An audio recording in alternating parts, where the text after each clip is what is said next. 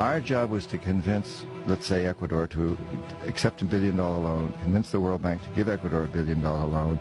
90% of that $1 billion would come back to the United States to pay for Halliburton, Bechtel, these kinds of, or these types of companies, to build the infrastructure, and then, which would only serve the wealthiest people in those countries.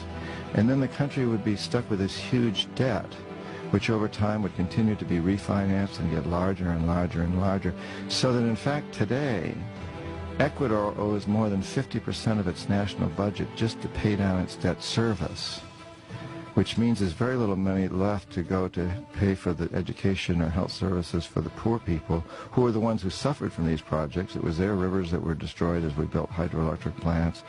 It was their land that was destroyed, and while a few of their people got wealthy, as a few of ours did. And so now they're saddled with this incredible debt that they can't possibly pay. And so we go in and demand our pound of flesh, very much like the mafia. That's why we call ourselves hitmen. So today, for example, this is actually what's happened in Ecuador.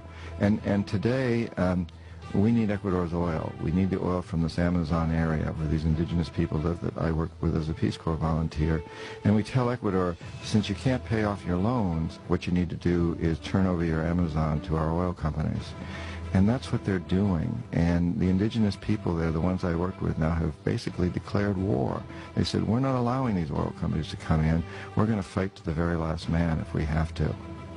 It's a terrible situation, and what it is all about is building empire. We've done this in every country around the world that has resources that we covet. Often this is oil in places like Indonesia, Nigeria, Ecuador, Venezuela, Colombia, so many different places, but sometimes it's other resources. For example, in Panama, it was the Panama Canal. And in this process, we've managed to create the largest empire in the history of the world, and we've done it largely without military might. It's been done primarily through economic hitmen like me.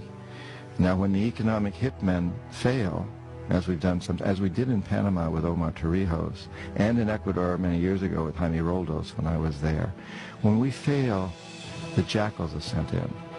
And these are CIA-sanctioned troublemakers. They will try to foment coups in a country. They'll try to overthrow the president. If they fail, if they're not able to do that, then they'll assassinate him. And Jaime Roldos of Panama, who was not overthrown, well, he was assassinated. And Omar Torrijos, Jaime Roldos of Ecuador, Omar Torrijos of Panama, the same thing happened. We economic hitmen failed, the jackals went in and assassinated these presidents. It happened with Allende in Chile, Arbenz in Guatemala, and it's part of what Vietnam was about. And when the jackals fail and the economic hitmen both fail, as in Iraq, the final step is for us to send in our young men and women to die and to kill.